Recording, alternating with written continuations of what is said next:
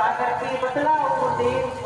बेटा राम, जो सामने देख रहे हो ये गौतम ऋषि का आश्रम है और ये पूरा उधर सा लग रहा है। जी गुरुदेव, ये श्राप के कारण गौतम ऋषि को श्राप दिया गया। कुटिया के चारों बंद करके बैठा है, देखते हो।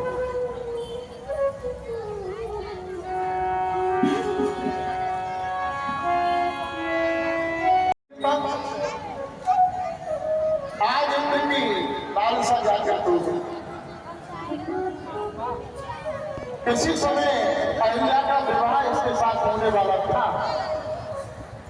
परंतु ऐसा नहीं हो पाया। वासना तो तभी से इसके मन में थी अहिल्या के प्रति, लेकिन वो संभव नहीं हुआ। आज अचानक इसके मन में ये वासना आ गई और चंद्रदेव की सहायता से ऐसा हुआ। महाराज गौतम नीति शास्त्र का रचने वाला कर देना, कुटिया के चारों बंद करके बैठा है, देखते हो।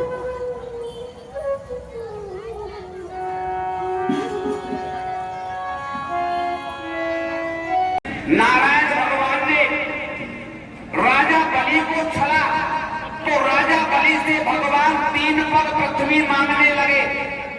तो राजा बलि ने 3 पग पृथ्वी का संकल्प किया तो भगवान 3 पग पृथ्वी तीनों लोगों को नापने लगे।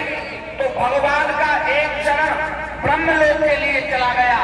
ब्रह्मा जी महाराज ने देखा कि ये तो भगवान का चरण कमल है, तो अपने कमंडल को उठाया और भगवान के चरण के अंगूठे के नख को धोया। उस नख में से माता गंगा का प्रागट्य हुआ।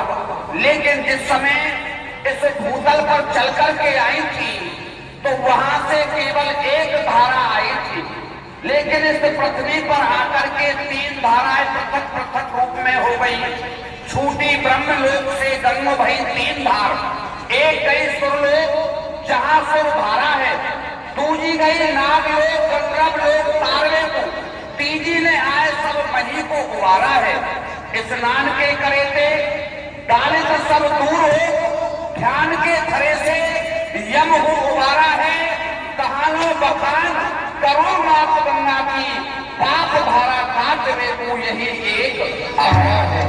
हे मातेश्वरी, आप तो समस्त पापों का विनाश करने वाली है, क्योंकि आपका जो स्थान है वह सबसे ऊंचा है। किसी भी देवता का ऊंचा स्थान नहीं जितना के ऊंचा माता गंगा का स्थान है। कहाँ है?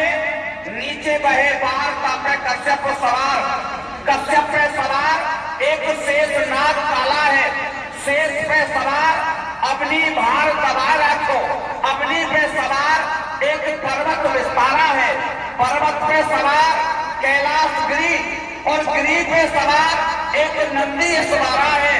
नंदी पे सवार शिव, शिव पे सवार जटा और जटा के बीच श्री गंगा की। हे मातेश्वरी, आप भगवान शिव के मस्तक पर सदा विराजमान रहती है। मैं तो हूँ तो चंद्रदेव जैसा, कहते कहते कर गया, लेकिन अपना काम भी पूरा कर गया। अब मैंने ये गौतम का भेष धारण किया है, अहिल्या मुझे नहीं पहचान पाएगी। प्रिय अहिल्ये, द्वार खोलो। स्वामी, मैं क्या देख रही हूँ? अभी अभी तो आप गंगा स्नान के लिए गए थे, लेकिन वापस आने का क्या कारण है?